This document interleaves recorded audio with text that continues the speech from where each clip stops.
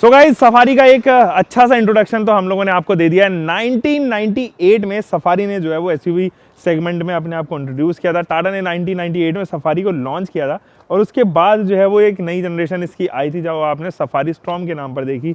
Basic चीज़ें change होती रही, सफारी डाइकॉर, फिर सफारी स्टॉर्म, यही चीज़ें जो है वो चलती रही। 2018 में 19 में उसको जो है वो शट डाउन कर दिया, इसका प्रोडक्शन ही बंद हो गया। लेकिन सफारी जो है वो टाटा का एक बहुत ही आलीशान प्रोडक्ट रहा है। लोगों ने उसकी रगेडनेस, उसके ड्राइव, उसके 4x4 एक्सपीरियंस के लिए उसको खरीदा है, जाना है उसको, क्योंकि वो काफ़ी माचो लगती थी, चलने में अच्छी खासी प्रेजेंस देती थी, आपको रोड प्रेजेंस एक अच्छी देती थी और लोग उसके लुक्स के बहुत दीवाने थे। तो जी टाटा ने कर दी है नई सफारी लॉन्च। ग्राविटास इसका नाम होना था, लेकिन उसको रीनेम करके सफारी इसको इंट्रोड्यूस किया है। ये बाय द वे हैरियर का 7 सीटर वर्जन है, जिसको सफारी यहाँ पर टाटा ने जो है वो नाम दिया है। क्या ये वही करिश्मा, वही चार्म, वही एक्साइटमेंट, वही एंथुजियाज्म लेके आएगी? जानेंगे गाइस इस वीडियो में। इनकेस आपने चैनल अभी तक सब्सक्राइब नहीं किया तो सब्सक्राइब कर लो और ये वीडियो अंत तक देखना, क्योंकि ये काफ़ी डिटेल्ड वीडियो होने वाली है और इसके अलावा आपको कोई भी वीडियो देखने की ज़रूरत नहीं पड़ेगी। चलिए स्टार्ट करते हैं।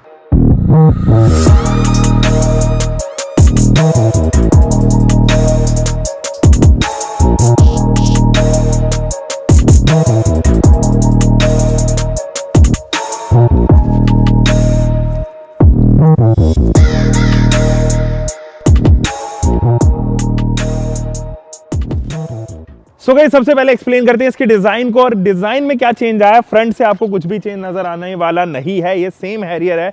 कहां से आप डिफरेंशिएट कर सकते हो? इस ग्रिल से। ये जो ग्रिल है वो कंप्लीटली नई टाटा की जो सिग्नेचर ग्रिल है उसके ऊपर बेस्ड है। यहाँ पर आपको एरोइश जो है वो ट्रीटमेंट देखने को नजर आएगी। क्रोम एलिमेंट है, क्रोम का वर्क जो है वो थोड़ा सा ज्यादा कर दिया गया है। जैसे कि आप इधर से लेके आगे तक क्रोम देखेंगे, इसमें क्रोम देखेंगे और इस वाले पोर्शन में क्रोम देखेंगे, तो क्रोम का वर्क थोड़ा सा ज़्यादा है। बट ओवरऑल जो ग्रिल है वो अब ज़्यादा बेटर लगती है। ये हैरियर से बेहतरीन ग्रिल लग रही है मुझे। नीचे अगर आप चलेंगे तो यहाँ पे एयर डैम देखने को नजर आएगा। ये एयर डैम जो है वो हेक्सागोनल ट्रीटमेंट के साथ में आए हैं एंड काफ़ी बड़ा सा है। तो 3 ओवरऑल जो है वो सेक्शन एयर डैम के बन जाते हैं, लोअर ग्रिल, अपर ग्रिल और बीच में जो है वो ये वाला पोर्शन। और यहाँ अगर आप देखेंगे तो ये जो है वो स्किड प्लेट आप इसको नहीं कह सकते, एक एक्स्ट्रा एलिमेंट दिया गया है। कोई भी ऐसा जो है वो मेटालिक स्किड प्लेट आपको नहीं मिलती है। नीचे तक जो है ये प्लास्टिक है। अच्छी बात ये है कि काफ़ी नीचे तक जो है वो प्लास्टिक कवर करती है। अगर आप देखेंगे, इधर से मैं झुक के भी दिखाऊं तो ये देखिए, इवन इंजन का पार्ट जो है वो भी आपको प्लास्टिक की कवरिंग के साथ में आता है। हालांकि जिस हिसाब का ये इंजन है, मुझे लगता है कि प्लास्टिक कवरिंग से काम चल जाएगा। मेटालिक की जरूरत इसलिए नहीं पड़ेगी क्योंकि 205 मीटर के ग्राउंड क्लियरेंस भी आपको इसमें मिल रहा है। प्रोडक्शन काफ़ी अच्छी खासी मिल जाएगी। चलो हेडलाइट यूनिट की बात कर लेते हैं। स्प्लिटेबल हेडलाइट यूनिट इसके साथ में आती है। ये जो है वो बाय फंक्शनल है, यानी कि आप टर्न इंडिकेटर को भी इसको होते हुए देखोगे और यहाँ पर जो है वो आप इसको DRL के तौर पर भी देखोगे। नीचे क्रोम एलिमेंट दिया गया है। बाय द वे मैं इसको जला के दिखाता हूँ कि किस तरीके से ये DRL में काम करती है। तो देयर वी गो। तो अभी ये इसका डुअल फंक्शन आप देख पा रहे होंगे। यहाँ पर अभी जो है वो कम्प्लीटली ये ऑरेंज हो गई होगी, ऑरेंज में ब्लिंक कर रही होगी। नीचे चलते हैं। यहाँ पर हेडलाइट जो है वो स्प्लिट की गई है, हाई बीम एंड यहाँ पे प्रोजेक्टर HID दी गई है, ब्लैकआउट किया गया है। मुझे थोड़ा सा अच्छा और लगता है अगर थोड़ा सा और ब्लैकआउट किया जाता। थोड़ा सा रिफ्लेक्टर यूनिट का जो पार्ट है ना वो थोड़ा आंखों पे चुभता है, तो थोड़ा सा डिज़ाइन में मुझे लगता है कि ब्लैकआउट हल्का सा हो जाता तो ज़्यादा बेहतर था। ये वाला पोर्शन भी जो है वो ग्रे एलिमेंट में दिया गया है एंड यहाँ पे फॉग लैम्प यूनिट जो कि हेलोजन ही है। नीचे जो है वो आपको डुअल टोन ट्रीटमेंट देखने को नजर आएगा और थोड़ा सा आप अगर नीचे चलेंगे तो यहाँ पर जो है वो विंड डिफ्लेक्टर जो है वो यहाँ पर दिया गया है। ऊपर जो है आपको यहाँ पर कैरेक्टर एलिमेंट्स ऊपर के पोर्शन में और हल्का सा जो है वो घुमाव यहाँ पर दिया गया है। ये काफ़ी अच्छा लग रहा है, सॉर्टेड है एकदम। और पैनल गैप्स जो फ्रंट पे हैं वो थोड़े से नहीं है। यहाँ पर आपको थोड़ा सा हल्का फुल्का जो है वो पेंट क्वालिटी में कॉम्प्रोमाइज़ होता हुआ नजर आएगा। देखो यहाँ पर एक्सेस जो पेंट है ना वो अच्छे तरीके से नहीं किया गया है, थोड़ा सा ये प्रॉब्लम है। अच्छी बात ये है कि जो इसका वाइपर सेटअप बहुत ही ब्रॉड है। मतलब जब मैं इसको देख रहा था तो इसका रेंज काफ़ी अच्छी जा रही थी, तो एकदम क्लीन कर देता है विंडशील्ड को जब भी आप कभी डर्टी प्लेसेस पे चला रहे हो या फिर रेनी सीजन में अपनी गाड़ी को चला रहे हो। और यहाँ पर जो है वो डेब्रिस, यानी कि अगर आप गाड़ी को खड़ी कर रहे हो तो पत्ते वगैरह जो है वो इधर ही कलेक्ट हो जाते हैं। वो इंजन बे तक जाते नहीं है क्योंकि यहाँ पर स्टॉपर लगा हुआ है और यहीं पे कलेक्ट हो जाते हैं। आप इजीली उनको निकाल के बाहर फेंक सकते हैं। ये थोड़ा सा अगर आप देखेंगे तो हल्का सा जो है पैनल गैप आपको इधर देखने को नजर आएगा, हल्का सा पैनल गैप इधर देखने को, यानी कि फिट एंड फिनिश जो है वो अभी बेस्ट क्वालिटी की नहीं है। अगर आप इधर से ऐसे करेंगे तो आपके नील्स पे जो है वो स्ट्राइक हो गया, यानी कि हल्का सा पैनल गैप इसको कह लो या फिर आप फिट एंड फिनिश कह लो। एक्सटीरियर फिट एंड फिनिश की मैं यहाँ पर बात कर रहा हूँ। थोड़ा सा नीचे चलते हैं गाइज, और यहाँ पर अगर आप व्हील आर्च देखोगे तो इसको काफ़ी स्क्वायरिश रखा गया है, हल्का सा स्क्वायरिश दिया गया है, लेकिन ये है सर्कुलर ही, ओवरऑल सर्कुलर है। यहाँ पर भी आप हल्का सा फिट एंड फिनिश की कमी देखोगे, यहाँ पर देखोगे कि जो है वो हल्का सा प्रॉब्लम कर रहा है। एनीवे नीचे चलते हैं और यहाँ आप देखेंगे machine cut alloy wheels, diamond cut alloy wheels, precision cut, जो भी आप इसको कहना चाहते हो वो जो है वो एलॉय व्हील्स यहाँ पे देखेंगे। नए वाली हैरियर में ही भी यही एलॉय व्हील्स दिए गए हैं, यानी कि हैरियर के एलॉय व्हील्स चेंज हुए थे, आपको अगर याद हो तो। 235/60 रेडियल 18 इंचेस के टायर्स हैं। इन टायर्स के साथ में कोई कॉम्प्रोमाइज़ नहीं किया गया, मेरे ख्याल में ये सबसे बेस्ट टायर्स हैं, और 235 डायमेंशन काफ़ी सही है। अच्छी बात ये है कि प्लास्टिक की कवरिंग की गई है चारों तरफ, एंड इंडिपेंडेंट डबल विशबोन जो है वो यहाँ पे सस्पेंशन यूज़ किए गए हैं, जो कि बेहतरीन है ऑफ रोडिंग के लिए और ज़्यादा लोड कैरी करने के लिए। तो सस्पेंशन सेटअप जो है वो उसके साथ में कॉम्प्रोमाइज़ नहीं किया गया, thanks to Tata. And again if I take you to this thing, ये ORVM जो है टर्न इंडिकेटर के साथ में आता है, एंड यहाँ पर भी ब्लैक ट्रीटमेंट दी गई है। थोड़ा सा अगर मैं पीछे से लेके चलूँ तो ये गाड़ी जो है वो देखने में आपको सच में ऐसी लगेगी कि काफ़ी मैसिवली डिज़ाइन की गई है, काफ़ी बड़ी है, 4.6 मीटर के आसपास आती है। एंड इसकी डायरेक्ट राइवलरी किससे कर सकते हैं हम? अगर मैं इसकी डायरेक्ट राइवलरी करूं तो XUV 500 से यहाँ पर compete करती है, और आप इसको compete कर सकते हो हेक्टर प्लस से या इनोवा क्रिस्टा से भी इन दैट केस। सो थोड़ा सा पास चलते हैं और जानते हैं इसको। क्रोम लाइनिंग देखो, विंडो पैनल पे अगर आप देखोगे ये विंडो एरिया काफ़ी बड़ा सा विंडो एरिया है। बड़ा क्यों हो जाता है मैं रीज़न बताता हूँ। यहाँ तक तो ये आपको काफ़ी छोटा लगेगा, but the moment this quarter mirror gets introduce ना, तो ये आपको विंडो एरिया काफ़ी बड़ा सा लगता है। जो क्वार्टर मिरर है वो भी काफ़ी बड़ा है, तो ये चीज़ भी अच्छी है। एंड अच्छी बात ये है कि जो फ्रंट डोर है वो आपको यहाँ पर रिक्वेस्ट बटन के साथ में आता है, तो ये चीज़ अच्छी है दोनों तरफ में, यानी कि passenger side and driver side दोनों तरफ ही रिक्वेस्ट बटन दिए गए। Again thanks to Tata. ये देखिए, ये जो रूफ रेल आप देख रहे हैं ये फंक्शनल नहीं है सैडली, और ये केवल और केवल कॉस्मेटिक्स के लिए है। तो इन केस आपको कुछ लगेज जो ऊपर रखना है, 6 लोग जा रहे हो इन दोनों में से, तो आपको लगेज ऊपर ही रखना पड़ेगा। But this is sunroofed, panoramic sunroof यहाँ पर रखा गया है, दिया गया है, तो आपका लगेज ऊपर कैरी करना भी थोड़ा सा मुश्किल यहाँ पर हो जाता है। बाय द वे थोड़ा सा मैं आपको क्वालिटी और दिखाता हूँ, कुछ इस तरीके से अगर मैं देख पा रहा हूँ तो मेरी उंगलियाँ इसके नीचे चले जा रही हैं, तो बहुत ही स्ट्रांगली एक्चुअली मेड इसको नहीं कह सकते। यहाँ पर भी देखिए क्रोम एलिमेंट डोर पैनल्स पे, ये अच्छी चीज़ है। अगेन थोड़ा सा नीचे लेके चलूँ तो यहाँ पर प्लास्टिक की क्लैडिंग दी गई है, और ये काफ़ी नीचे तक जा रही है प्लास्टिक की क्लैडिंग, तो ये अच्छी बात है। जब भी अगर आप रफ रोड्स कवर कर रहे हो, कुछ ऐसे पत्थर वगैरह जो है वो कवर कर रहे हो जो नीचे से लग सकती है, इसके पेंट को एक्चुअली कोई प्रॉब्लम नहीं होगी, बॉडी को किसी भी तरीके से वो हर्ट नहीं करेगा, ये अच्छी चीज़ है। थोड़ा सा और पीछे चलते हैं तो आप देखेंगे कि यहाँ पर भी डिस्क ब्रेक्स दिए गए हैं रियर में, जो कि ऑब्वियसली आपकी सेफ्टी के लिए हैं। तो डुअल डिस्क ब्रेक सेटअप जो है वो यहाँ दिया गया है। रियर के सस्पेंशन की अगर मैं बात करूँ तो रियर सस्पेंशन जो है वो इंडिपेंडेंट ही दिए गए हैं, थैंक्स कि वहाँ पर टॉर्शन बीम नहीं है, इंडिपेंडेंट ब्लेड्स आपको यहाँ पर मिलते हैं, और ये अच्छी बात है। थोड़ा सा ऊपर लेके चलता हूँ, और इस वाले पोर्शन से ना, क्वार्टर सेक्शन से आपको नज़र आएगा कि यहाँ से जो है वो थोड़ा गेम चेंज होता हुआ नज़र आ रहा है। टाटा हैरियर और टाटा सफारी यहाँ से आपको चेंज होती हुई नज़र आएगी। ये वाला पैनल एक तो इंट्रोड्यूस हो गया है, ये वाला सेक्शन यहाँ पे सफारी की बैजिंग, तो यहाँ से आपको जो है वो काफ़ी चेंज होते हुए नज़र आएगा। इनफैक्ट ये जो टेल लाइट यूनिट है ये भी काफ़ी डिफरेंट नज़र आएगी। अगर आप हेक्टर को देखोगे तो मुझे हेक्टर की जो है वो टेल लाइट ज़्यादा पसंद है comparative these, although almost same है, बहुत ज़्यादा इसमें कुछ अंतर वगैरह नहीं है, बट क्योंकि ये दूसरी गाड़ी के लिए डिज़ाइन है तो थोड़ा सा अलग से डिज़ाइन किया गया है।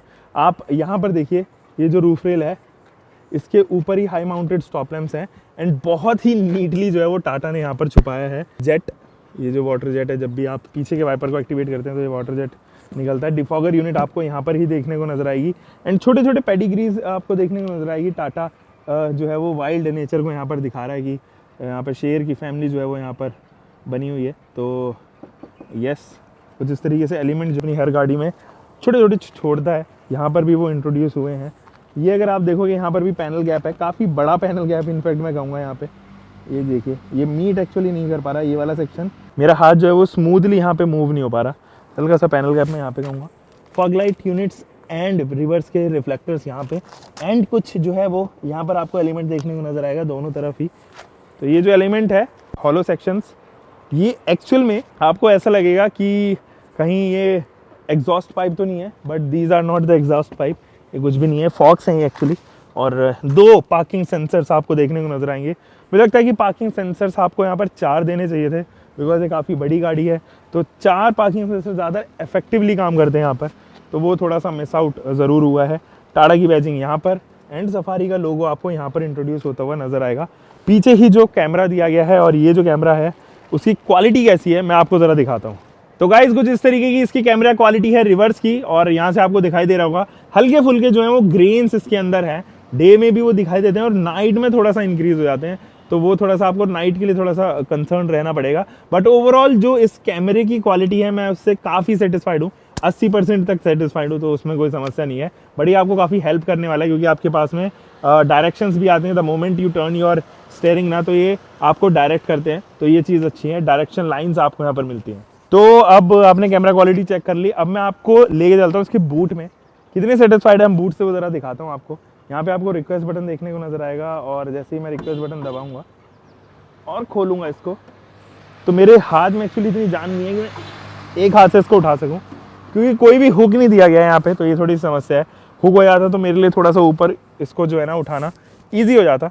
एनीवे यहाँ पर हाइड्रोलिक का यूज़ किया गया, नो इलेक्ट्रिक बूट गेट, किसी प्रकार की इलेक्ट्रिक बूट के साथ में ये नहीं आती। फ्लैगशिप गाड़ी है हालांकि टाटा की है, but still it doesn't gets offered with the electric boot space. यहाँ पर आप कितना सामान रख सकते हो, बहुत ज़्यादा तो नहीं। मेरे पास में अभी वाईफाई है, मैं अपना वाईफाई और कैमरा बैग बस यहाँ पर आपको रख के दिखा सकता हूँ। तो ये देखिए कुछ इतना सामान आप जो है वो डेली यूज़ का यहाँ पर रख सकते हो। हालांकि आप इनोवा क्रिस्टा में देखोगे तो थोड़ा सा ज़्यादा जो है वो आपको यहाँ पर वॉल्यूम मिल जाएगी। इनफैक्ट लगभग इतनी ही वॉल्यूम जो है वो आपको अर्टिगा में भी मिल जाती है, जो कि एक्चुअली 6-7 सीटर है।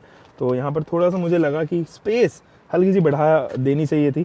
447 लीटर्स की इसकी बूट स्पेस तब है जब आप पीछे की जो सीट्स है उनको रोल डाउन कर देते हो नीचे। तो मुझे पहले हेड रेजिस्टेंस नीचे करने पड़ेंगे और फिर मैं इनको नीचे रोल डाउन कर देता हूँ, और कुछ इस तरीके से जो है तो नीचे रोल डाउन हो जाएंगे।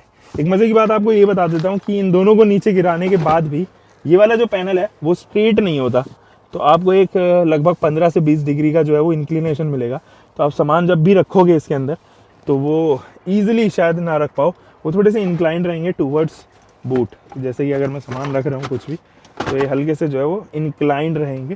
तो ये मुझे लगता है कि थोड़ा सा स्ट्रेट हो जाना चाहिए था। बट एनीवे यहाँ पे एक इल्यूमिनेशन लाइट जो है वो यहाँ पर आपको दी गई है। 447 लीटर्स का बूट स्पेस अभी फिलहाल इस स्टेज पर जो है वो टाटा ने क्लेम किया है। और अगर मैं इन दोनों सीट्स को भी नीचे फोल्ड कर देता हूँ तो ये बूट स्पेस बढ़कर 910 लीटर का यहाँ पर हो जाएगा। एनीवे अभी तो करते हैं इसको ऊपर और चलते हैं अंदर। तो गाइज मैं पहले चाहता हूँ कि हम लोग इसकी ड्राइव कर लें, और ड्राइव के बाद मैं आपको इंटीरियर चेकआउट करवाऊँ, क्योंकि ड्राइव सेशन बहुत ही इंपॉर्टेंट पॉइंट प्ले करता है किसी भी रिव्यू में, और वो बिल्कुल लास्ट में हो जाएगा, तो वो मैं नहीं चाहता। मैं चाहता हूँ कि मिड के पार्ट में जो है वो ड्राइव रिव्यू रहे। तो पहले लेके चलता हूँ आपको ड्राइव सेशन पे। So guys we are reviewing the all new Tata Safari. Tata Safari का चार्म, वो करिश्मा, वो एक प्रेजेंस इसकी है अभी भी बरकरार इसमें कि नहीं है, लोग इसको लाइक करेंगे कि नहीं करेंगे, उसको जरा जान लेते हैं। पहले ड्राइव कर लेते हैं। मैंने बाकी सब चीजें तो आपको बता दी, इंटीरियर्स बाद में चेकआउट करेंगे, पहले ड्राइव कर लेते हैं। तो ड्राइव कर रहा हूं मैं एक मैनुअल ट्रांसमिशन, ये ऑटोमेटिक ट्रांसमिशन के साथ में भी आता है। 6 speed manual transmission and 6 speed AT, जो कि Hyundai सोर्स्ड है, Hyundai से बोरो किया हुआ है टाटा ने। और इनफैक्ट इसका जो इंजन है वो भी बोरोड है, and that is borrowed from fiat, जो कि जीप में यूज हुआ है, जीप कंपस में यूज हुआ है। हेक्टर उसको यूज करती है, MG हेक्टर उसमें लगाती है, और इसके अंदर हैरियर में आता है ये, एंड फाइनली टाटा सफारी के अंदर इंजन आता है। 170 bhp and 350 newton meter torque. इतना टॉर्क इसके अंदर नहीं है जितना इसका डिसकंटिन्यूड वेरिएंट में था। 400 के आसपास जो है वो न्यूटन मीटर टॉर्क देती थी, अपने सेगमेंट में सबसे ज्यादा टॉर्क देती है। इनफैक्ट जो इसके सेगमेंट के अबव सेगमेंट्स थी, जैसे कि CR-V हो गई या फिर आप सेंटाफे देखते थे, उनसे भी ज्यादा देती थी, और फॉर्च्यूनर और एंडेवर से ज्यादा उसके अंदर टॉर्क था। तो इस लेवल का टॉर्क उस इंजन के अंदर था। एनीवे हम लोग रिव्यू कर रहे हैं इस प्रोडक्ट को। ये एक मैनुअल प्रोडक्ट है। इनिशियल पिकअप में जरा ध्यान देना, मैं थोड़ा सा इसका जो है वो स्टेयरिंग अपने हिसाब से एडजस्ट कर लेता हूँ। जो इसका इनिशियल पिकअप है ना, उसमें थोड़ा सा प्रॉब्लम आपको लगेगी। जैसे आप इसको एक्सेलरेट करोगे, हार्श अगर आप एक्सेलरेट कर रहे हो इनिशियल पिकअप के लिए, तो आपको पेडल ऐसे दबाना पड़ेगा, यानी कि क्लच छोड़ना पड़ेगा और तुरंत ही रेस ज्यादा देनी पड़ेगी, तभी ये उठेगी। वरना क्या होगा, ये देखो ऐसे बंद होगा। थ्रॉटल रेस्पॉन्स जो है उसका इतना अच्छा नहीं है, कहने का मतलब ये है। दैट मीन्स कि आपको तकरीबन 1500 आरपीएम तो या 2000 आरपीएम तो चाहिए ही चाहिए। पहले मैं इसका ये बंद कर लेता हूँ। 2000 आरपीएम के आसपास तब आप इसको इनिशियली जो है वो, और ये देखिए जैसे ही आप इसका क्लच छोड़ोगे ना, एक जर्क आपको महसूस होगा। जैसे कि मैं अभी तीसरे गियर पे हूँ, चौथे गियर पे जैसे क्लच छोड़ूंगा, ये देखिए एक जर्क आता है गाड़ी से एकदम से। वो जर्क जो है वो आपके ड्राइव को अनप्लीजेंट बनाता है। जब आप गाड़ी को रैश ड्राइव कर रहे होते हैं या आप तेज चला रहे होते हैं या किसी ऐसे पाथ पे होते हो जहाँ पर आपको पसंद है, अपने ट्रैक पे, फेवरेट ट्रैक पे हो आप और दूर दूर तक कुछ नहीं है। हालांकि जो इसका इंजन है वो बहुत अच्छा रेस्पॉन्स करता है। इंजन की जरा बात कर लेते हैं हम लोग स्पेशली। देखो एक बहुत खासियत है इस इंजन की, जब आपको पावर की जरूरत होती है तब आपके पास में पावर होती है। देखो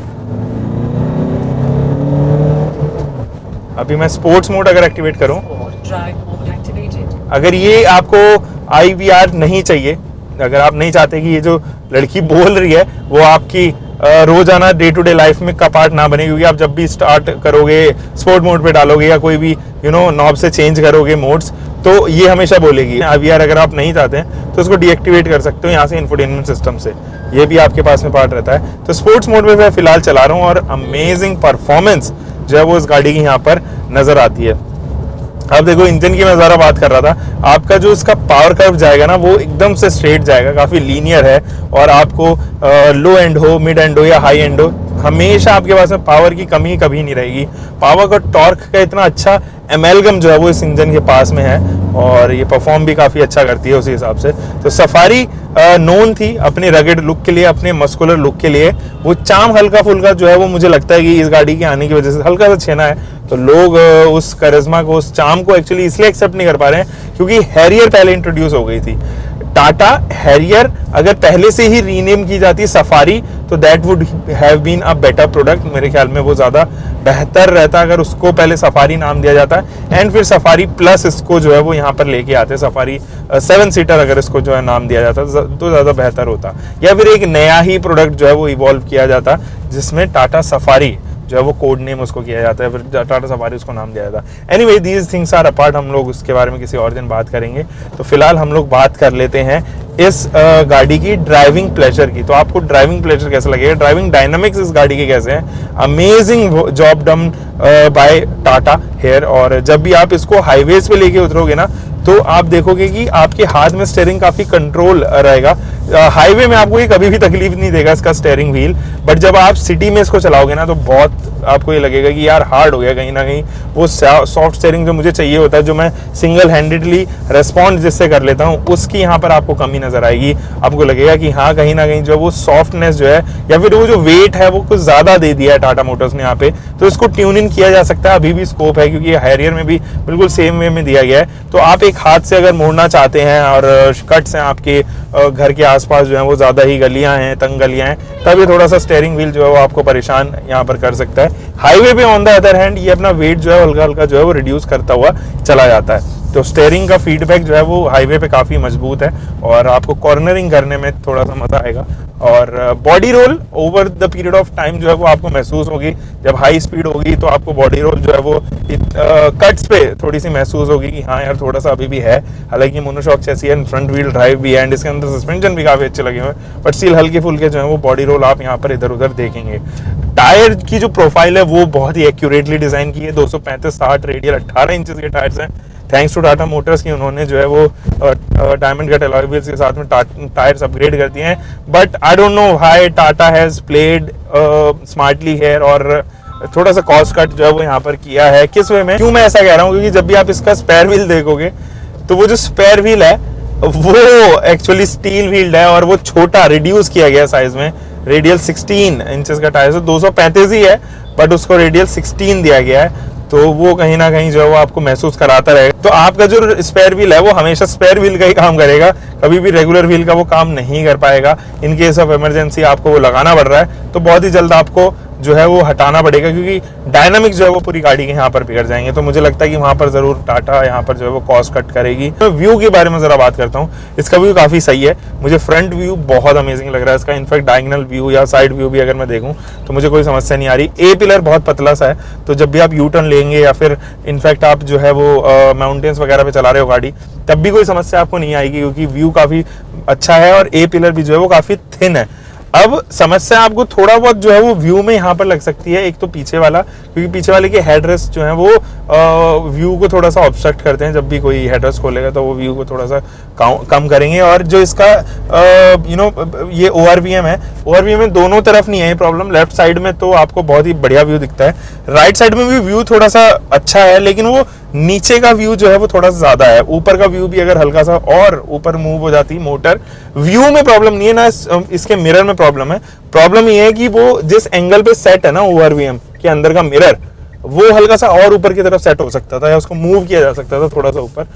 अब बात कर लेते हैं इंजन में किए गए वाइब्रेशन NVH के बारे में, या थोड़ा सा इंसुलेशन के बारे में जरा बात कर लेते हैं। इंजन की नॉइज तकरीबन 2500 RPM तक अंदर नहीं आती है।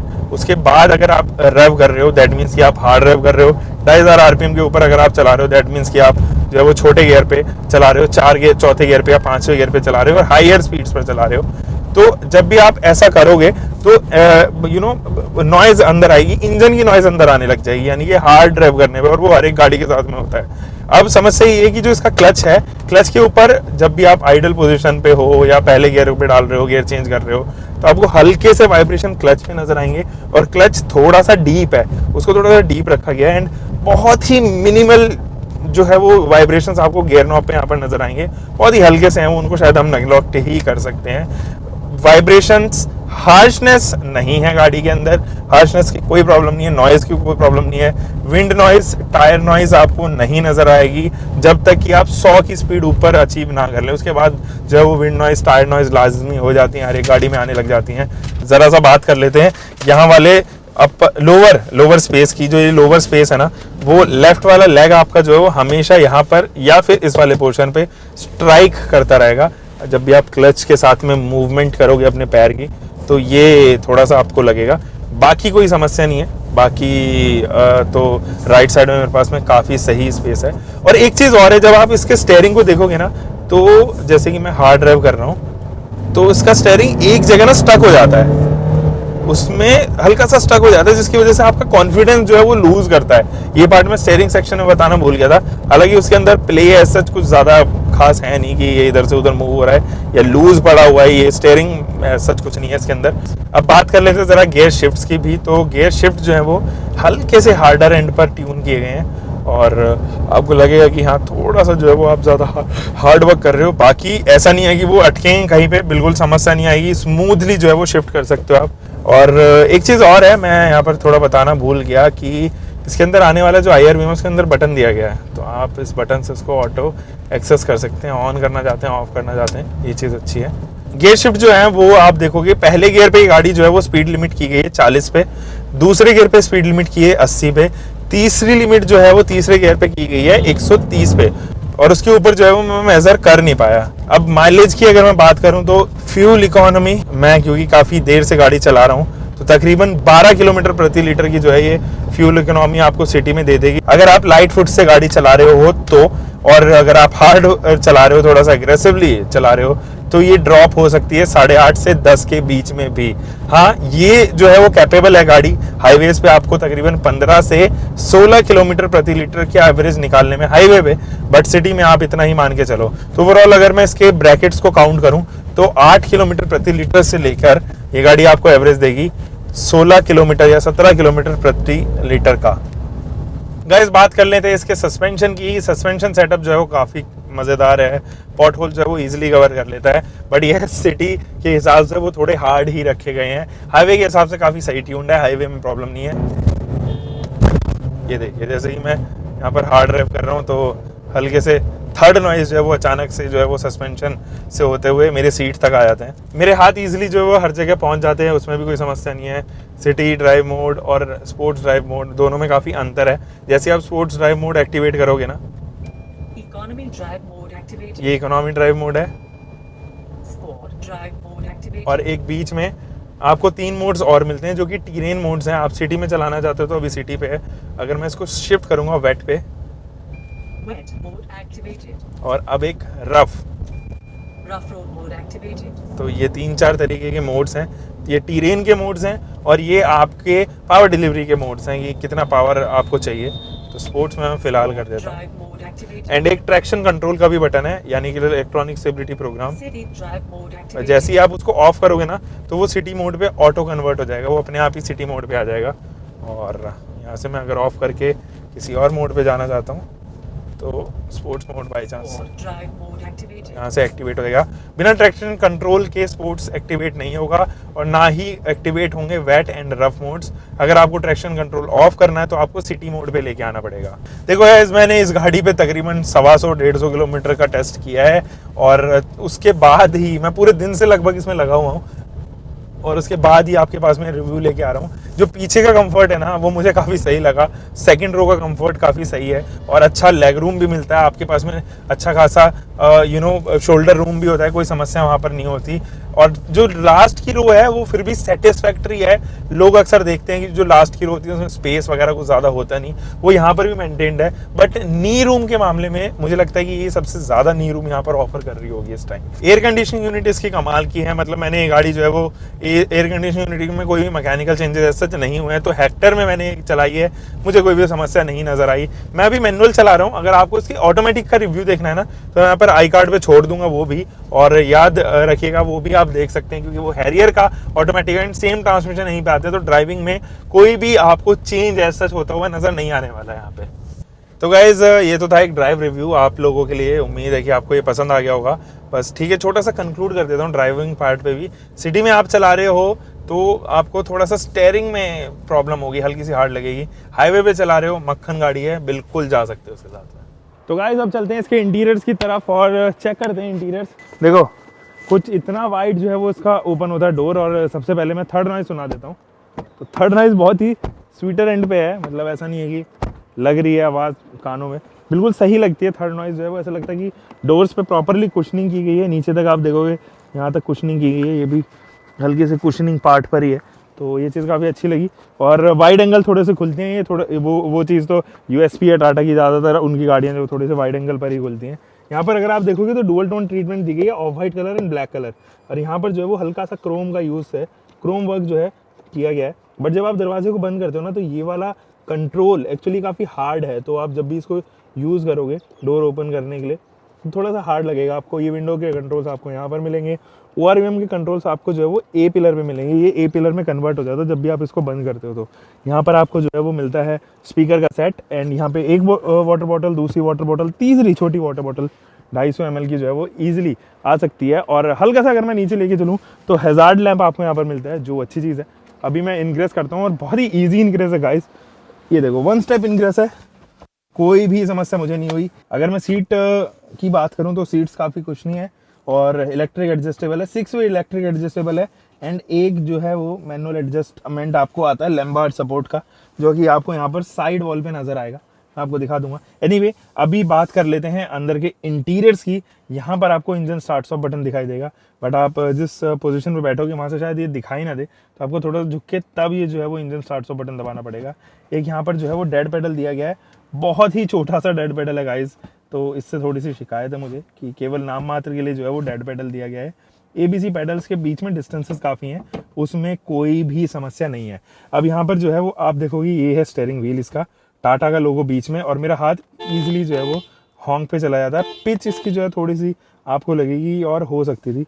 अगर आप इस एरिया से देखेंगे ना तो यहाँ पर आपको ये वियर आउट होता हुआ नज़र आएगा थोड़ा सा नीचे वाले एंड पे। तो ये हल्की सी मुझे लगा कि अभी नई नई गाड़ी है और अचानक से ये इतनी जल्दी क्यों वियर हुई, ये थोड़ी सी मुझे लगी।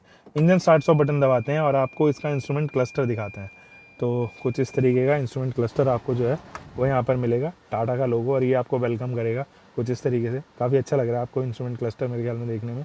तो मैं क्लच दबाकर इसका जब इंजन स्टार्ट स्टॉप बटन दबाऊंगा, देखिए डोर बता रहा है मुझे। पहले मैं नीचे से चलता हूँ, यहाँ पर टैकोमीटर दिया गया है, ये डिजिटल है।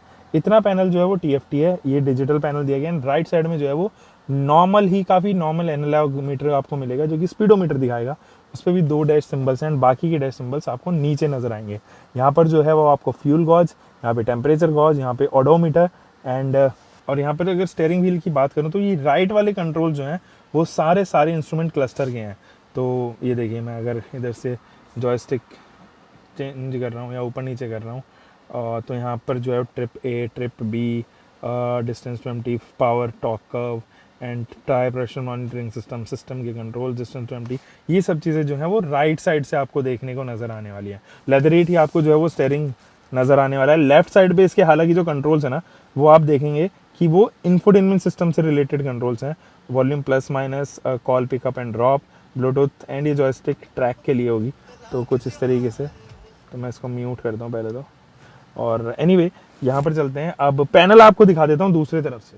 अब थोड़ी सी बात कर लेते हैं इसके सेंटर कंसोल की। अगर मैं बात करूँ तो काफ़ी स्टर्डी है, मतलब इसमें कोई भी ऐसा नहीं है कि लूज पॉइंट यहाँ पर छोड़ा गया है। इनफैक्ट जो प्लास्टिक क्वालिटी है वो भी काफ़ी सही है। लेदरेट टच भी यहाँ पर दिया गया है, तो ये भी काफ़ी सही है। और आपको जो है वो यहाँ पर काफ़ी अच्छा लगेगा, ये वाला पोर्शन जो है वो काफ़ी अच्छा लगेगा। डैशबोर्ड पे जो है वो वुडन फिनिशिंग दी गई है, ये भी काफ़ी सही है। इनफैक्ट जो इसके बटन्स हैं आप देखोगे, स्पोर्ट्स मोड, इको मोड, ये सब जो है वो ईजिली एक्सेसिबल है। मेरे हाथ बड़े प्यार से जा रहे हैं यहाँ पे, और ऑटोमेटिक क्लाइमेट कंट्रोल के भी जितने बटन्स हैं वो भी ईजिली जा रहे हैं। मुझे थोड़ा सा झुक के देखना पड़ रहा है, ये जो USB केबल है, ऑक्स केबल है, ये ईजिली एक्सेसिबल नहीं है, तो मुझे इन केस अगर मुझे कोई भी USB इसमें लगानी है तो मुझे थोड़ा झुक के देखना पड़ेगा। यहाँ पर जो है वो मोड्स दिए गए हैं, और जिस मोड पे आप रहोगे वो मोड पे लाइट जल जाएगी। अगर आपने ऑफ किया हुआ है तो यहाँ पर हिल डिसेंट कंट्रोल, यहाँ पर आपको लाइट जलेगी। और यहाँ पे लेदरेट टच दिया गया है गियर नॉब के ऊपर, काफ़ी अच्छा सा गियर नॉब आपको यहाँ पर देखने को नजर आएगा। यहाँ पर भी पियानो फिनिशिंग है। हालांकि आप जो है इसके अंदर स्क्रैचेस देखोगे कि अभी तक ये 2300 किलोमीटर जो है वो गाड़ी चल चुकी है, और उसके अंदर स्क्रैचेस यहाँ पर इस वाले पैनल पे थोड़ा आप ज़्यादा देखोगे। Electric parking and auto hold की फैसिलिटी आपको यहाँ पर देखने को नजर आएगी। 2 कैन होल्डर्स यहाँ पे, एंड हल्का सा अगर आप इसमें चलेंगे तो 12 वोल्ट का DC सप्लाई आपको यहाँ दिया गया है, ये अच्छी बात है। और कूल्ड ही आपको ये मिलेगा। एक 5 वोल्ट आपको यहाँ पर भी है, ताकि आप अंदर ही जो है वो फ़ोन को एक्सेस लगा सके, फ़ोन को चार्ज कर सके। अब यहाँ पर देख लेते हैं कि इसका जो ग्लव बॉक्स है वो काफ़ी बड़ा सा है।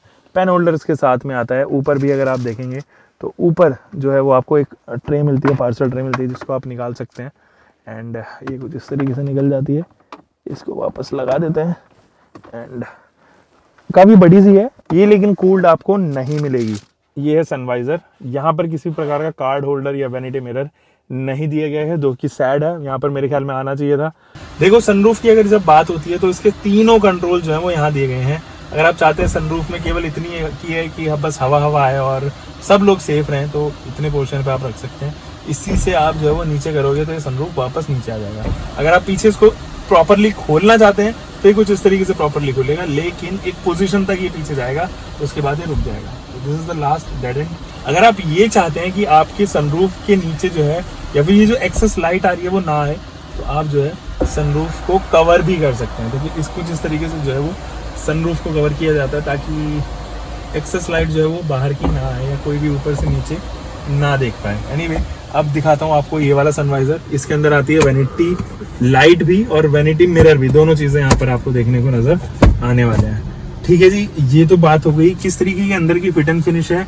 मुझे फिट एंड फिनिश काफ़ी सही लगी, बट स्टिल कहीं कहीं जो है, जैसे कि ये वाला पोर्शन मैंने आपको बताया था, अगर हल्का सा अगर आप यहाँ पर भी देखेंगे तो फिट एंड फिनिश की थोड़ी बहुत कमी रह गई है, ऐसा मैं फील कर पा रहा हूँ। ये जो इंफोटेनमेंट सिस्टम है, ये हालांकि मैं इसके टच रिस्पॉन्स से काफ़ी हद तक सेटिस्फाइड हूँ, but still it is quite slow, हल्का सा स्लो जो है वो है। एंड्रॉइड ऑटो, एप्पल कारप्ले इसके साथ में आता है। बहुत सारे कंट्रोल्स हैं जो आप इजीली एक्सेस कर सकते हो, जिनमें रिवर्स पार्किंग कैमरा, असिस्ट वगैरह जो है, ब्लूटूथ कनेक्टिविटी, होम का बटन जो है वो यहीं दिया गया है। इनफैक्ट आप इसकी थीम भी चेंज कर सकते हो, तो अलग अलग थीम्स यहाँ पर दी गई है। ब्राइटनेस लेवल या कौन सा स्टेशन लास्ट बार जो है वो चल रहा था, सेटिंग वगैरह, ये सभी चीज़ जो है वो यहाँ पे दी गई हैं। तो ये पैनल मुझे काफ़ी सही लगा, इंफोटेनमेंट सिस्टम मुझे काफ़ी सही लगा। इसके नीचे भी जो है वो कंट्रोल्स दिए गए हैं, अगर आप इसको एक्सेस करना चाहते हो मैनुअली, तो टच स्क्रीन से नहीं करना चाहते तो। ठीक है जी, मटेरियल जो है वो काफ़ी ठीक है, डिसेंट मटेरियल है यहाँ पर यूज़ हुआ।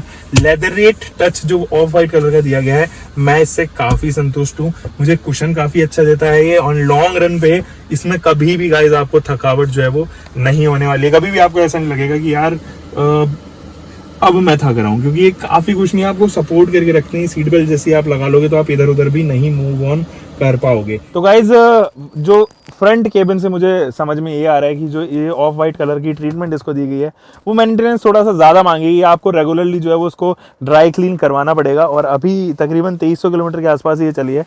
एंड मैं अभी भी देख पा रहा हूँ कि निशान जो है वो थोड़ा सा ब्लैकआउट हल्के से जो है वो डस्ट पार्टिकल या कुछ इस तरीके के पार्टिकल जो है वो चिपक गया, जिसकी वजह से प्रेजेंस इसकी थोड़ी सी अच्छी नहीं लग रही, बस ये समस्या है। लेकिन बहुत लग्जूरियस लग रही है, बहुत अपीलिंग लग रही है, देखने में कोई भी प्रॉब्लम नहीं है। देखने वाइज आपको ये काफ़ी अट्रैक्ट करेंगी अपनी तरफ, और अच्छे भी है, मटेरियल काफ़ी अच्छा यूज़ किया गया है, इस चीज़ से मैं संतुष्ट हूँ। बट थोड़ा सा वो मेंटेनेंस का जो प्रॉब्लम है ना, वो ज़रूर इसके साथ में अटैच्ड है, वो कॉम्प्लीमेंट्री ज़रूर आता है इसके साथ में। तो चलो सेकंड वाली सीट में चलते हैं और सेकंड वाली रोज ज़रा चेकआउट करते हैं वहाँ पर क्या क्या चीज़ें हैं। तो गाइज़ यहाँ से मैं इनग्रेस कर रहा हूँ और बहुत ही ईजी इनग्रेस है, यहाँ पे कोई समस्या नहीं है। अच्छी चीज़ ये है कि ये देखो प्लेटफॉर्म यहाँ पर बना हुआ है, तो ये चीज़ अगर आप देखोगे तो इसकी वजह से आपको जो है वो थोड़ा सा ऊपर उठी हुई जो है ये लगेगी, ऐसा लगेगा कि आपकी जो पोजीशन है थोड़ा सा ऊपर हो गई है, ठीक है। अब ये हेड रेस्टिंग जो है वो एडजस्टेबल है, ये अच्छी बात है, और इसमें भी मुझे काफ़ी हद तक ग्रैब किया हुआ है। बहुत अच्छी चीज़ ये है कि आपको बेहतरीन जो है वो लेग रूम मिलता है। मैं इसको सबसे आगे खिसका लेता हूँ, तो तकरीबन देखिए ट्रैवल देखिए इसका कितना ज़्यादा ट्रैवल है, काफ़ी अच्छा ट्रैवल जो है वो यहाँ पर है। तो तकरीबन मैं इतना समझता हूँ कि ये डिसेंट होना चाहिए, ठीक है। ये इतना लेग रूम मुझे जो है वो इजीली मिल रहा है, नी रूम एक्चुअली मिल रहा है, लेग रूम भी प्रीटी डिसेंट है। हालांकि यहाँ पर फ्लोर हम्प है, काफ़ी बड़ा सा फ्लोर हम्प है, बट इसका यूज़ अब कुछ रह नहीं जाता, क्योंकि ये कैप्टन सीट्स हैं। जो बीच में आने वाला इंसान है उसके कुछ तकलीफ देने नहीं वाला, क्योंकि ये कैप्टन सीट्स हैं। अब एक चीज़ आप ध्यान से समझिएगा, जब भी आपको मान लो आप पीछे बैठे हो या फिर आप इस वाली सीट पर बैठे हो और आपको ये वाली सीट एक्सेस करनी है और आप नहीं चाहते कि आप अपनी पोजीशन जो है वो चेंज करके आगे जाएं, फिर आगे पीछे जो है वो करें, तो there is an adjustment here. यहाँ पर एक एडजस्टमेंट दिया गया है, तो इसको आपको क्या करना है, बस इसको यहाँ पर नीचे करना है, तो ईजिली जो है वो आगे और पीछे हो सकती है। तो ये शॉर्टकट एक एक्चुअली दे दिया गया है, ये काफ़ी अच्छा लगा मुझे। अब मज़े की बात ये है कि आपको एसी जो है वो, ये वाले एसी जो है जो इसके बी पिलर पे लगे हुए हैं, वो आपको थ्रो कुछ खास देंगे नहीं। तो जो सेकंड रो में बैठे हुए हैं वो थोड़ा सा गर्मियों में परेशान हो सकते हैं, क्योंकि उनका थ्रो एकदम अप्रोप्रिएट नहीं है। आगे वाली यूनिट से ही उसको डिस्ट्रीब्यूट किया गया है, पीछे वाली यूनिट में ये इंडिविजुअल नहीं है। लेकिन जो थर्ड रो है ना, उसके जो एसी वेंट्स है, उसका जो ब्लोअर है वो इंडिविजुअल है, यानी कि आप अगर उसको वहां से कंट्रोल कर रहे हो या नहीं भी कर रहे हो, उसका कोई फर्क नहीं पड़ने वाला पीछे वाले सीट के लिए। रीजन, क्योंकि जो पीछे वाले सीट का ब्लोअर है वो इंडिपेंडेंट है। आप उसकी ब्लोअर की वॉल्यूम बढ़ाओगे या डिक्रीज करोगे तो वो इंडिविजुअली बिहेव करेगा, इससे कोई लेना देना उसका नहीं है गाइस, ठीक है जी।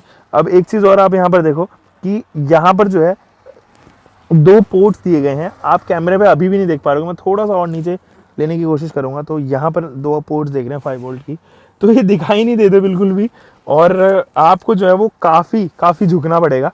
और अच्छी बात ये है कि झुकने के लिए ये सीट्स रिक्लाइन काफ़ी इजीली हो जाती है। तो अब मुझे जो है वो दिख पा रहे हैं, और अब मुझे जो है वो इस तरीके से एक्सेस करना पड़ेगा इनका, तो ये थोड़ी सी समस्या है। अब बात कर लेते हैं हल्की सी कोट हुक की। यहाँ पर कोट हुक दिया गया है, ग्रैब हैंडल दिया गया है, और एक दिया गया है रीडिंग लैंप। हालांकि जो इसकी रीडिंग लैंप का बटन है बहुत लूज़ है, तो मैं आपको दिखा दूंगा वीडियो में भी, और ये थोड़ी सी समस्या इसमें ज़रूर है। बाकी काफ़ी अच्छा पैनोरामिक सनरूफ आपको मिलता है, leg room, under Thai support, नी रूम, हेड रूम, इसकी कोई भी कमी जो है वो नहीं है गाड़ी के अंदर। स्पेस काफ़ी है, स्पेस में कोई समस्या नहीं है। अब ये देखिए मैंने अपने जो है वो डिसेंट, जहाँ पर लोग अक्सर जो है वो अपने स्पेस रखते हैं उतने पे रखी हुई है, एंड इसको मैं बिल्कुल पीछे खिसका देता हूँ, जो कि एक्चुअली ये है अभी। और पीछे चलते हैं, ज़रा पीछे चेकआउट करते हैं कि एक्चुअल में पीछे कितना मुझे स्पेस मिल रहा है। तो गाइज हम आ चुके हैं थर्ड रो में। यहाँ पर देखो गाइज, अमेजिंग नी रूम, मतलब ये मैंने डिसेंटली जो है वो रखी है, इस वे में एडजस्ट की है ये वाली सीट, कि जो बीच में पैसेंजर बैठा है उसको भी लेग रूम की प्रॉब्लम नहीं होगी, और यहाँ पर भी लेग रूम मुझे काफ़ी अच्छा खासा मिल रहा है। हालांकि जो अंडर थाई सपोर्ट है उससे मुझे शिकायत है, मैं कुछ खास बैठ नहीं पा रहा हूँ यहाँ पर, मुझे बिल्कुल भी अंडर थाई सपोर्ट नहीं मिल रहा। तो मैं कुछ इस तरीके से एक्चुअली अपने अंडर थाई सपोर्ट को जो है वो एडजस्ट करूँगा, जो कि दूसरे वाले की सीट पे जा रहा है। अब यहाँ पर अगर आप देखोगे तो हेड रूम भी जो है वो थोड़ा सा रिस्ट्रिक्टेड है, बहुत ज़्यादा हेड रूम जो है वो यहाँ पर बचता नहीं है। फिर भी मेरी 2 उंगलियाँ आ रही हैं, मेरी हाइट 5 फुट 10 इंच है, तो मुझे हेड रूम को लेके यहाँ पर शिकायत एक्चुअल में नहीं है, क्योंकि मेरे को कोई प्रॉब्लम हो नहीं रही। 2 इंचेस अभी भी, तकरीबन 2 इंच के करीब जो है वो अभी भी स्पेस है, यानी कि 6 फुट या 6 फुट से ज़्यादा लोगों के लिए ये रो थोड़ी सी प्रॉब्लमेटिक रहेगी लॉन्ग रन में। अब मैं आपको एक चीज़ दिखाता हूँ कि यहाँ पर जो है वो एक एसी वेंट दिए गए हैं, और ये बहुत ही कूल पोजीशन है, मुझे पोजीशन काफ़ी लिटरली कूल लगी, और आप इसको इंडिविजुअली जो है वो यहाँ से कंट्रोल कर सकते हैं। तो ब्लोअर की स्पीड आगे डिपेंडेंट नहीं होती, अगर आगे वाला ब्लोअर ऑफ भी है तो यहाँ से आप जो है वो उनको कंट्रोल कर सकते हो, उसमें कोई भी समस्या नहीं आएगी, ठीक है जी। शोल्डर रूम के मामले में कम ही है स्पेस, आपको कम ही स्पेस जो है वो यहाँ पर मिलेगी। अच्छी चीज़ ये है कि आपको यहाँ पर 5 वोल्ट का आपको सप्लाई मिलेगी 2.4 एम्पियर, चार्जिंग जो है वो काफ़ी डिसेंट होगी। एंड हल्का सा स्टोरेज आप यहाँ पर भी देखोगे, हालांकि निकल गई है तो आप इसको निकाल भी सकते हो एक्चुअली, बट येस ये लग भी जाती है क्योंकि इसके अंदर हुक्स दिए गए हैं और आप जैसे ही इसको लगाओगे तो ईजिली ये लग भी जाते हैं। तो कुछ इस तरीके की स्पेस जो है वो यहाँ पर दी गई है, ठीक है। और एक कैन होल्डर या कप होल्डर जो भी आप चाहते हो वो यहाँ पर दिया गया है एंड एक स्पेस यहाँ पर दी गई है। और यहाँ पर भी अगर आप देखोगे तो आपको क्लिप दी गई है ताकि आप इजीली जो है वो इसको लगा सकें यहाँ पे। और कुछ इस तरीके की बेल्ट यहाँ दी गई है एंड ये आप यहाँ पर लाइट देखोगे जो कि शेयरेबल नहीं है, इंडिपेंडेंट है थर्ड रो के लिए, और सेकंड रो के लिए जो है वो अलग दी गई है। तो प्रैक्टिकलिटी की अगर बात हो तो मुझे लगता है कि ये काफ़ी लिवेबल स्पेस है। पीछे भी आप यहाँ पर देखेंगे कि एम्प दिया गया है या सब वूफर जो भी आप इसको कहना चाहें वो यहाँ पर दिया गया है, तो ये भी काफ़ी सही है। ओवरऑल काफ़ी लिवेबल स्पेस है, मुझे कोई प्रॉब्लम नहीं है। मैं मेरे ख्याल में यहाँ पर 200 से 250 किलोमीटर आराम से बैठ सकता हूँ। उसके रियर रो में भी कोई समस्या यहाँ पे होती हुई नज़र नहीं आ रही है गाइस। तो गाइज अब आपको इंजन बे ज़रा चेकआउट करवा देता हूँ क्योंकि वो मैंने यहाँ पर नहीं करवाया। मैनुअली आपको जो है वो इधर से खोलना पड़ेगा और यहाँ पर आके आपको दिखाता हूँ। इसका लीवर जो है वो ऐसे फ्लिप नहीं होता, आपको प्रेस करना पड़ेगा इसकी वॉल के अगेंस्ट, तो कुछ इस तरीके से वो खुलेगा। तो ये देखिए, ये इसकी वॉल के अगेंस्ट आपको कुछ इस तरीके से प्रेस करना पड़ेगा, ठीक है जी। और हल्का सा मैं इसको लगा देता हूँ क्योंकि ये गर्म काफ़ी है।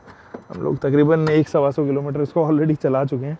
तो ये जो कायरोटेक इंजन है 170, ये मल्टीजेट इंजन है जो आप फिएट सोर्स्ड है और टाटा ने इसको कायरोटेक नाम दिया है। 170 इसलिए क्योंकि 170 bhp की पावर प्रोड्यूस करता है।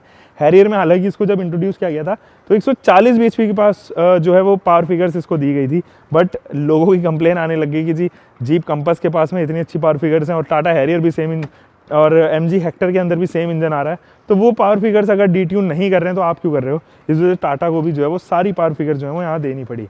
अब देखो ऊपर जो है वो इंसुलेशन काफ़ी दी गई है, काफ़ी थिक पैडिंग जो है वो इंसुलेशन की दी गई है।